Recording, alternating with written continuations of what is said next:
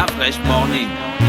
Kiabi, la marque de mode à petit prix pour toute la famille, arrive au Gabon. Venez découvrir les collections tendances pour habiller toute la famille sans vous ruiner. Femmes, hommes, enfants, bébés, il y en a pour tous les goûts. Découvrez nos t-shirts filles ou garçons à seulement 3500 francs CFA ou encore ces barboteuses à 4500 francs CFA pour vos tout petits.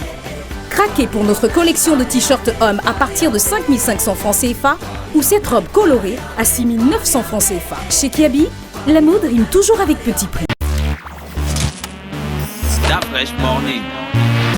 Sur les 104.5 Urban FM, la station, et bien on parle d'agriculture ce matin, Géna. Oui, on parle d'agriculture et on va faire un petit retour dans le temps. On va repartir genre très très loin et on va partir. C'est quoi? Ça, c'est quand on remonte le temps, tu vois. D'accord. Et puis on part. Et quand on avance le temps, c'est comment? Quand on avance le temps. D'accord, ok. Cédric Bécalé. Oui. Voilà. Donc, on va partir en 2014. Et on se souvient un petit peu de ce qui s'était passé en 2014. Alors, pour vous rafraîchir la mémoire, en 2014, il y avait eu le lancement du programme Graines, donc la gabonaise des réalisations agricoles et des initiatives des nationaux engagés. Donc, c'est ce que ça veut dire, Graines. Et donc, Graines avait été créé pour booster un petit peu cette agriculture qui était, je vais pas dire qui n'existait pas, mais qui était un petit peu en sommeil chez nous et surtout pour assurer aussi d'une certaine manière la sécurité alimentaire aux Gabonais au meilleur prix. Donc le lancement de Graines avait été fait par le président de la République lui-même. Je me souviens encore des campagnes de communication qui avaient été lancées pour inviter les gens à prendre part à ce programme. Et puis voilà, donc on donnait un petit peu, on nous parlait de près de 20 000 emplois qui devaient être créés, on nous parlait de 20 à 30 000 familles volontaires qui devaient recevoir une certaine taille en fait de terre pour pouvoir ensuite faire leur agriculture. Enfin, les gens devaient se mettre en coopérative. Bref, il y avait tellement de choses autour de Graines. Et puis là, les choses ont évolué. Donc, de 2014 à aujourd'hui, nous sommes en 2019. 5 ans se sont écoulés. Et puis, beaucoup de questions se posaient quand même sur où est-ce qu'on en est réellement de Graines, qu'est-ce qui se passe et voilà.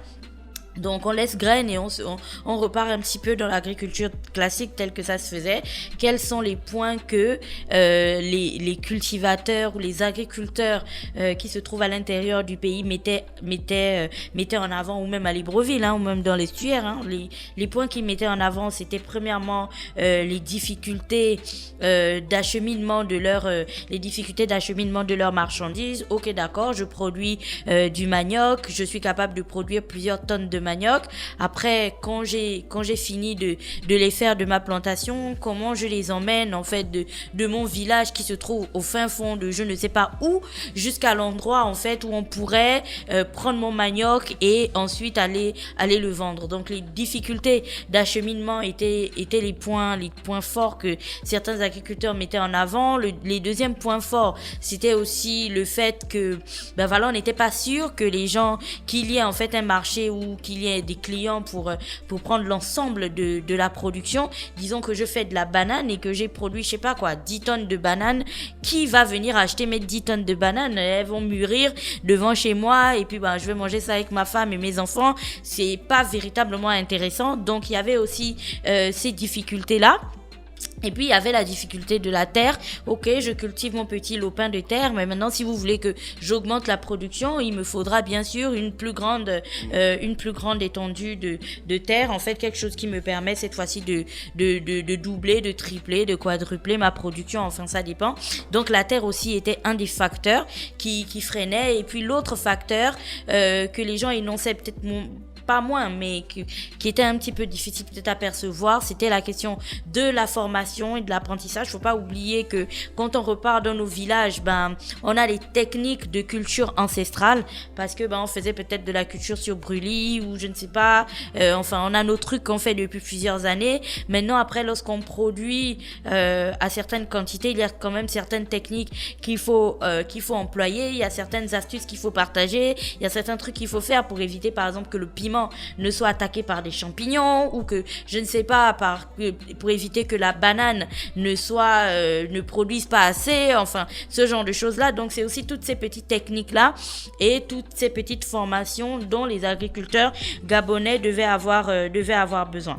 Et puis, donc, on revient donc à la connexion avec Graines, et vous savez que depuis que Graines avait été lancé, malgré tous les points qui étaient faits à la télévision, à la radio, dans les journaux, sur oui, ça évolue bien, oui, à gauche, oui, à droite, le Gabonais en lui-même avait un petit peu de mal à percevoir les fruits de Graines en question. Alors, Graines, oui, mais comment est-ce que je le sens ? On continuait toujours à se fournir dans les marchés avec du citron qui vient du Cameroun, la banane qui vient du Cameroun, le piment qui vient de je ne sais où, et ainsi de suite, parce qu'on n'arrivait pas en fait à trouver des produits made in Gabon en grande quantité. Je ne dis pas qu'il n'en existe pas, je dis qu'il en existe, mais pas souvent en grande quantité, et surtout un marché véritablement dédié. Vous voyez, comme ce qu'on a un petit peu fait avec la pêche aujourd'hui, et puis le capal et la pêche du thon, où aujourd'hui, si vous avez envie de manger du thon gabonais, vous avez déjà la possibilité d'en avoir. Il fallait donc qu'on franchisse le pas avec Graines, et je pense que c'est le pas qui a été franchi avec l'ouverture, j'espère que vous l'avez vu, du marché Graines qui se trouve au Charbonnage, donc qui a été lancé par la Sotrader. Alors, l'autre problème avec les produits alimentaires issus de l'agriculture que l'on vend un petit peu dans tous les marchés en question, c'est que les conditions dans lesquelles les aliments sont distribués au Gabon dans nos marchés, on est tous d'accord là-dessus, c'est que les conditions sont largement mais vraiment insalubres. Et c'est devenu insupportable pour les consommateurs que nous sommes. Alors vous me direz, ouais, mais la banane, elle a sa peau et tout, mais ça ne signifie pas que la peau de la banane est genre, je sais pas, imperméable à toutes les bactéries et ainsi de suite. Pourtant, tu vas toujours trouver de la banane qui est vendue à même le sol, parfois à côté de flaques d'eau ou d'endroits insalubres. C'est la même chose pour le piment. Et là, je ne parle même pas du manioc. Vous savez, le manioc, malgré le fait qu'ils soient emballés dans des feuilles, mais après, y a quand même certaines choses qu'on n'arrive pas à maîtriser dans l'aménagement. C'est comme si c'était dit que les produits alimentaires donc issus de l'agriculture doivent absolument être vendus dans ces conditions. Tu vois, c'est un petit peu comme l'histoire des coupés, ou si c'est pas dans une petite bicoque un peu dégueulasse et machin, c'est pas les vrais coupés. Non, on est capable de faire de vrais coupés dans des endroits vraiment salubres et tout, bien propres et tout, où on peut avoir de la viande et puis tu manges, et tu es convaincu que ça rassemble toutes les mesures de sécurité. Donc oui, c'est aussi possible de vendre des produits issus de l'agriculture gabonaise dans des conditions où oui, ça respecte les normes d'hygiène. Donc dans un marché couvert, gardé à des températures où ça ne participe pas à la dégradation des produits. Et donc c'est tout l'intérêt du marché Graines qui a été ouvert donc au Charbonnage il y a pas longtemps. J'espère que vous avez pu voir la vidéo qui présentait un petit peu le marché dans son intérieur. Cependant, parce que comme vous le savez, il y a toujours un cependant avec moi. C'est une très bonne initiative et tout, qu'il y ait un marché qui concentre un petit peu les productions made in Gabon de ces producteurs indépendants gabonais qui font partie de coopératives gabonaises qui ravitaillent en fait ce marché en produits bio qu'ils auraient eux-mêmes travaillé, produit, enfin emmené là et tout. Donc à chaque fois qu'on ira dans ce marché, vous consommerez véritablement quelque chose de gabonais. Cependant, il est important de rappeler que Libreville, c'est quand même 3 communes. Quand je dis Libreville, l'estuaire, vous voyez un petit peu la province. Enfin, vous avez Libreville, vous avez Ovando et vous avez Akanda. Donc, ce marché se trouve au Charbonnage, donc on va dire que c'est dans la commune de Libreville. Si on évalue la population de Libreville, on est quoi les dernières statistiques parlaient de 800 000 habitants. Moi, je parlerais peut-être de 900 000 d'ici là. Ça a beaucoup augmenté, peut-être 1 million, on n'en sait rien. Bref, vous voyez un petit peu le volume de personnes qui circulent sans cesse dans Libreville. Alors, le marché Graines des Charbonnages est une très très bonne initiative. Cependant, elle est insuffisante pour la quantité de Gabonais qui circulent chaque jour et qui achètent des produits au quotidien. J'ose croire que c'est en fait une sorte de teaser ou une sorte d'échantillon ou une sorte de premier marché qui va servir à l'ouverture d'autres marchés. Mais je pense aussi qu'il est important aujourd'hui de mettre la pression aussi bien sur la Sotrader que sur le ministère de l'Agriculture afin que vous puissiez comprendre ensemble que l'heure est arrivée en fait de briser les codes et de briser les choses telles qu'on les a toujours connues, du style les produits agricoles ou les produits alimentaires, il faut les vendre de manière comme ça, embrouillée un petit peu partout, voilà, même le sol.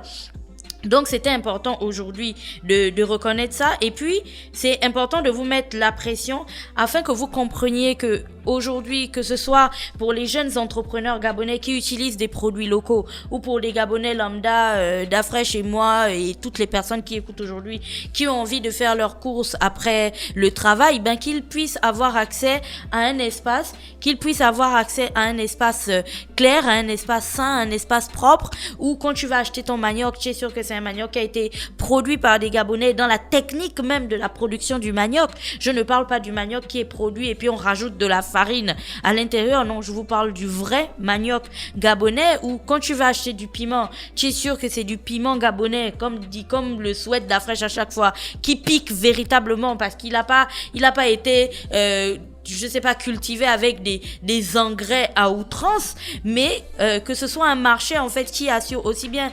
J'ai commencé par la présentation des aspirations de graines en 2014, lorsqu'on parlait de cette sécurité alimentaire qu'on devait fournir aux Gabonais. J'ai commencé à parler de ça parce que en quelque sorte c'est comme si c'est ce qu'on apportait désormais. C'est beaucoup plus palpable. On te parle de graines et tu vois le marché graines. Sauf qu'aujourd'hui, si j'habite à Ovendo, je dois pouvoir avoir accès à un marché graines. Si j'habite à Kanda, je dois pouvoir avoir accès à un marché graines. On devrait pouvoir avoir ce genre de marché qui pousserait un petit peu partout. Qu'est-ce que ça ferait? Premièrement, ça ferait en sorte que ce soit le point de rassemblement ou le point de ravitaillement de tous les Gabonais. Mais deuxièmement, ça ferait en sorte que ça boosterait en fait les producteurs locaux, de sorte qu'ils apportent plus de marchandises, qu'ils boostent leur production, qu'ils se sentent plus impliqués. Parce que le tout petit, pas le tout petit, mais la quantité à l'échelle de Libreville, le marché des charbonnages ne peut pas en fait approvisionner toute la population. Donc d'une certaine manière, c'est une super, et je le dis, hein, c'est une super bonne initiative. Cependant, il faut augmenter encore la cadence, il faut aller très vite, il faut en produire d'autres, il faut en sortir d'autres, parce que c'est de ça dont on a besoin. On doit absolument briser avec les côtes du Gabon où tout est vendu. En fait, on fait toujours avec les moyens de bord. Tu lances une tôle là-bas, tu poses les trucs et puis voilà. Et puis d'une certaine manière, il faut aussi comprendre que cette production graine rentre dans une chaîne qui est hyper importante aujourd'hui. C'est que tu connais les différents producteurs locaux gabonais qui sont des entrepreneurs, qui produisent des chips, de petites confitures, ou alors des croquettes, ou je sais pas, ou même du piment en pot et tout. Ils doivent pouvoir désormais, à travers ces marchés-là, pouvoir avoir accès à des coopératives 100% gabonaises pour créer la chaîne de valeur. Donc tu as des personnes qui plantent, qui récoltent, qui apportent à d'autres, qui transforment, qui mettent ensuite dans des commerces, et puis nous on les achète. Donc tu as véritablement une chaîne qui part de la fourche à la fourchette, comme on dit d'habitude, quelque chose qui est véritablement où tu as un produit qui est valorisé en fait. Donc c'est hyper important aujourd'hui. Ça fait 5 ans et je pense qu'on est arrivé au moment où on a besoin de voir les résultats de ce programme graines que l'on avait lancé. On a besoin de voir les résultats des productions des Gabonais, et on a besoin de se sentir dans un pays avec un État qui tient véritablement compte de nos aspirations en tant que consommateurs, et qui met un point très important à la santé et à la qualité des produits que l'on consomme au quotidien. Voilà. Merci Gina qui est avec nous ce matin sur les 104.5 Urban FM, la station Urban. On aura peut-être une réaction ce matin. Restez connectés dans le réveil matinal le plus haut de la capitale, sur la radio la plus haute de la capitale. Kiabi, la marque de mode à petit prix pour toute la famille, arrive au Gabon. Venez découvrir les collections tendances pour habiller toute la famille sans vous ruiner. Femmes, hommes, enfants, Bébé, il y en a pour tous les goûts. Découvrez nos t-shirts filles ou garçons à seulement 3500 francs CFA ou encore ces barboteuses à 4500 francs CFA pour vos tout petits. Craquez pour notre collection de t-shirts hommes à partir de 5500 francs CFA ou cette robe colorée à 6900 francs CFA. Chez Kiabi, la mode rime toujours avec petit prix. Start Fresh Morning.